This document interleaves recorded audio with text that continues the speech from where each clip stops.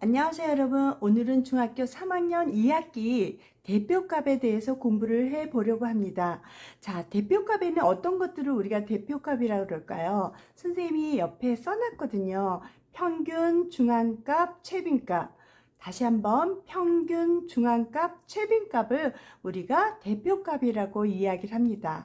그런데 평균은 우리가 생활 속에서 많이 접하는 부분이에요. 우리가 시험을 보거나 그러면 과목을 다 점수를 더해서 그 과목이 몇 과목인지 그걸 나눠서 우리가 자기 자신만의 평균을 우리가 쉽게 구하고 있거든요. 그걸 평균이라 그래요. 자, 그러면 3, 4, 7, 6, 9, 1 선생님이 숫자 6개를 써놨어요. 그래서 이 숫자 6개의 평균은 얼마인지 우리 함께 구해봅시다. 3 더하기 4 더하기 7 더하기 6 더하기 9 더하기 1.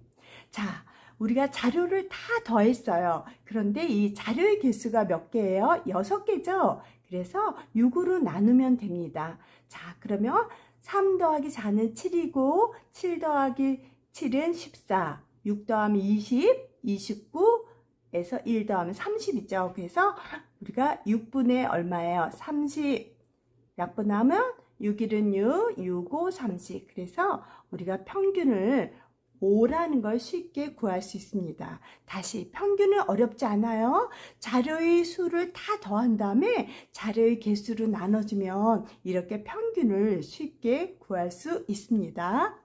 다시 한번 우리가 시험을 보면 내 점수가 평균이 얼마인지 궁금하잖아요. 그래서 국어는 70점, 수학은 80점, 사회는 50점, 그 다음 과학은 몇 점으로 할까요? 60점. 이 네 과목을 우리가 시험을 봤어요. 그래서 나의 평균 점수는 얼마일까 궁금해서 이렇게 다 더해봤어요. 그리고 우리가 네 과목이니까 4로 나눌 거예요.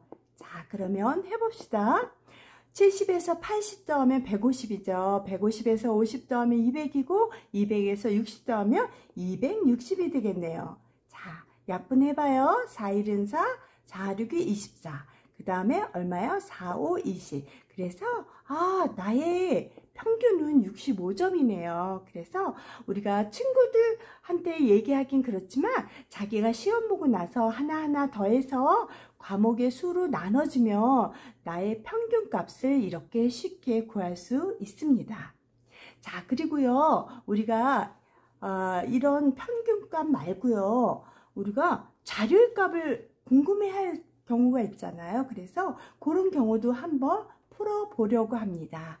자, 8, 그 다음 5, 그 다음 X, 그 다음 7, 4, 9 이렇게 자료 6개를 우리가 알려주고요. 평균은 얼마냐면 평균을 알려줬어요. 우리가 평균을 구하는 게 아니라 평균이 6이라고 나와 있어요. 자, 그러면 이 X값이 궁금하잖아요. 그러면 아까 한 대로 그대로 우리가 적용해서 문제를 풀어보면 됩니다.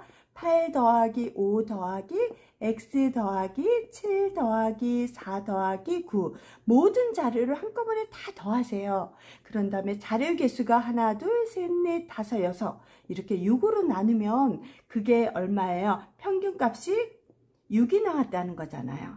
자, 그러면 우리가 이걸 여기다 써볼까요? 6. 자, 그러면 우리가 분모 6은 나누기 6이잖아요. 곱하기 6, 곱하기 6 해서 정리를 해보면 우리가 8 더하기 5 더하기 X 더하기 7 더하기 4 더하기 9는 얼마예요? 6, 6이 36이 되겠죠. 그러면 우리가 X는 얼마일까요? 이거 8에서 7 더하면 15죠? 15에서 5 더하면 얼마예요? 20이 되겠죠. 그 다음에 20에서 4 더하면 24, 9 더하면 얼마예요? 33이 되겠죠. 그래서 36에서 2항에서 33을 빼면 X는 얼마예요? 3이란 값을, 자료의 값을 우리가 구할 수 있습니다. 다시 한번 얘기해요. 평균은 모든 자료를 더한 다음에 그 자료의 개수로 나눠지면 평균값이 나와요. 평균값. 그래서 혹시 평균을 구하라 하면 모든 자료를 다 더한 다음에 그 자료의 개수로 나누면 우리가 평균값을 얻을 수 있는데, 혹시라도 이 자료의 값을 물어보는 경우는 평균값이 주어져요. 그러면 우리가 평균값 구할 때 하는 식으로 그대로 적용해서 풀면 이렇게 자료의 값도 우리가 쉽게 구할 수 있습니다. 그래서 평균은 어렵지 않아요. 이번에는 중앙값에 대해서 공부를 해봅시다. 말 그대로 중앙에 있는 값을 우리가 중앙값이라고 하는데, 이렇게 자료, 별량이 이렇게 5개가 주어졌어요. 이럴 때는 자료의 별량을 갖다가 작은 값부터 나열해서 쓴 다음에 제일 가운데 오는 값을 우리가 중앙값이라고 합니다. 자, 그런데 자료가 이렇게 홀수개, 즉 5개 홀수개면은 우리가 중앙값을 찾기가 쉬워요. 일단 우선 우리가 작은 값부터 크기 순서대로 나열을 해볼게요. 1, 3, 7, 11, 20. 이렇게 작은 수의 별량부터 차례대로 나열을 하면 여기서 가운데 값이 중앙값이에요. 그런데 홀수개잖아요. 짝을 지어보세요. 짝을 지으면 이게 가운데 값이라는 걸 우리가 쉽게 알 수 있죠. 그래서 중앙값은 얼마예요? 중앙값은 7이에요. 그러면 홀수는 이렇게 쉬워요. 우리가 가운데 있는 거 단독으로 혼자 있으니까 이걸 써주면 되는데, 이게 만약에 짝수개일 때는 우리가 좀 다르게 우리가 구해야 됩니다. 여기다가 하나 더 해볼까요? 한 15를 넣어볼게요. 그러면 다시 나열해 볼게요. 1, 3, 7, 11, 15, 20. 자, 아까는 홀수개이니까 짝이 없는 가운데 값을, 중앙값을 쉽게 구했지만 지금은 짝수개예요. 그러면 짝을 한번 찾아볼까요? 이렇게. 그런데 홀로 있지 않아요. 짝수이기 때문에 요 가운데 값이 2개가 있어요. 그러면 이거를 갖다가 우리가 평균을 구해서 요 두 값의 평균을 구한 것이 중앙값이 됩니다. 그래서 7 더하기 11 2개죠? 그럼 우리가 아까 평균 배웠잖아요. 2로 나누면 얼마예요? 2분의 18은 9가 되겠죠? 그래서 중앙값은 여기서는 9다라고 얘기할 수 있습니다. 다시 한번, 중앙값은 말 그대로 우리가 별량의 작은 수부터 차례대로 나열을 하세요. 그 다음 홀수개일 때는 가운데 값이 중앙값 바로 나올 수 있고요. 이렇게 짝수개일 때는 우리가 가운데 있는 두 값의 평균을 구해서 우리가 중앙값이다 라고 얘기합니다. 그런데 중앙값이 구하기가 숫자가 작을 때는 이렇게 우리가 작은 수부터 나열해서 쉽게 찾을 수 있지만, 우리가 자료가 100개다, 1000개다 이렇게 할 때는 일일이 다 써서 짝을 이루고 가운데 값을 찾기가 어렵잖아요. 그래서 이런 경우는 우리가 어떻게 하냐면, 우리가 2로 나누세요. 짝수개일 때는 2로 나눠서 50이 나왔잖아요. 그러면 50번째 하고 51번째 숫자를 더해서 나누기 2를 해주면 돼요. 1000개일 때도 다 쓸 수는 없잖아요. 2로 나눠서 500번째 하고 우리가 501번째의 자료의 값을 더해서 우리가 나누기 2하면 됩니다. 그럼 홀수개는요. 홀수개는 우리가 101 이렇게 나왔잖아요. 그럼 101 나누기 2 하면 얼마예요? 50하고 나머지가 1이잖아요. 그러면 2개씩 짝을 져서 50쌍이 나왔고 이 가운데가 지금 하나가 남았을 거예요. 이걸 어떻게 구하냐면 50번째는 짝이 있는 거니까 여기다 1을 더하는 51번째가 우리가 뭐가 되겠어요? 중앙값이 되겠죠. 짝수는 우리가 2로 나눈 것과 그 다음 수를 우리가 2개의 평균을 구해서 나타내면 되고요. 이렇게 홀수일 때는 2로 나눈 값에서 이게 몫이 나오잖아요. 요 다음 번째가 우리가 중앙값이 되겠습니다.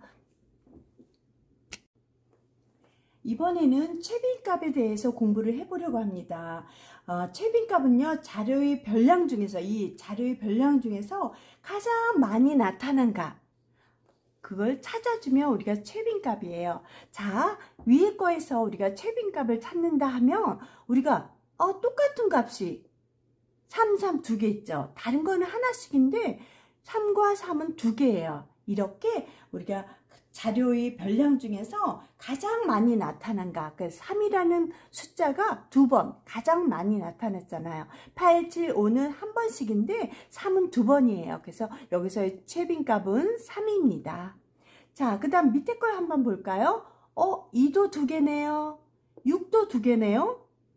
그러면 이 둘 중에 뭘 써야 될까? 이렇게 고민하지 마시고 우리가 똑같이 두 개씩이잖아요. 그러면 2와 6을 우리가 최빈값으로 우리가 말할 수 있습니다.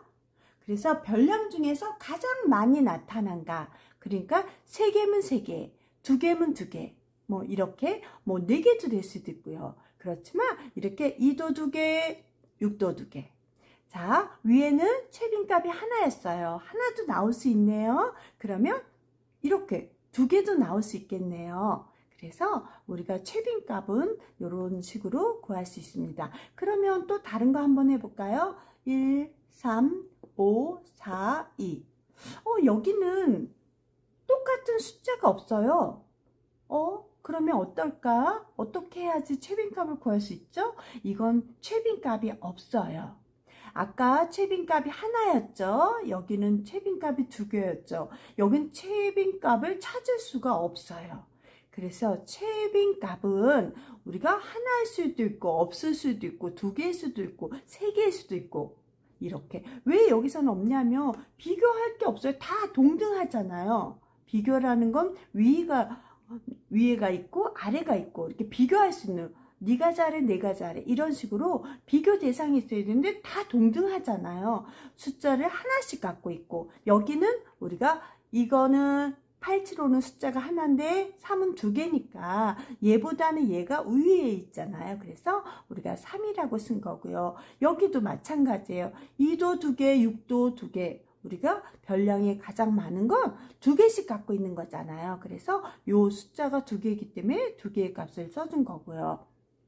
그 다음 여기서는 우리가 가장 많이 갖고 있는 게 없어요. 다 동등해요. 비교 대상이 안 돼요. 그래서 우리가 최빈값은 이렇게 답이 없을 수도 있어요. 하나만 나올 수도 있어요.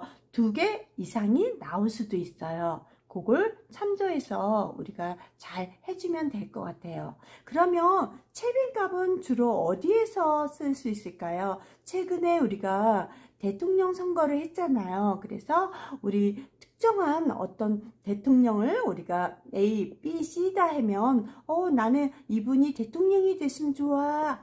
나는 이분이 좋아. 나는 이분이 되면 좋겠어요. 해서 이렇게 우리가 조사를 해서 우리가 투표를 하잖아요. 그래서 많은 득표수를 얻은 분이 대통령으로 당선이 되듯이 우리가 대통령 선거나 국회의원 선거나 이런 것들을 우리가 최빈값의 예라고 볼 수 있습니다. 오늘 그래서 우리가 평균, 중앙값, 최빈값을 공부를 했습니다. 이것이 세 개를 동틀어서 우리가 뭐라 그래요? 대표값이라고 얘기를 합니다. 다시 한번 이번 시간엔 대표값, 평균, 중앙값, 최빈값에 대해서 공부를 했어요. 평균은 우리가 일상생활에서 많이 쓰이는 거기 때문에 쉽게 우리가 이해할 수 있었지만 중앙값도 어렵지 않았어요. 우리가 모든 자료가 주어지며 작은 별량부터 크기 순서대로 나열을 한 다음에 가장 가운데 오는 게 중앙값이에요. 홀수일 때는 중앙값을 쉽게 구할 수 있지만 짝수일 때는 가운데 2개의 값을 2로 나눠서 평균값이 중앙값이 된다고 얘기했어요.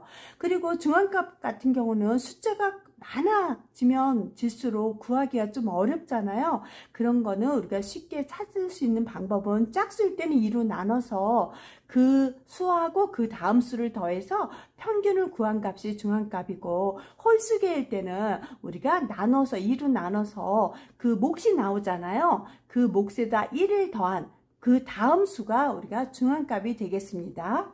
그 다음 최빈값은 어떻게 했어요? 우리가 자료의 수를 많이 갖고 있는 거, 가장 많이 갖고 있는 거.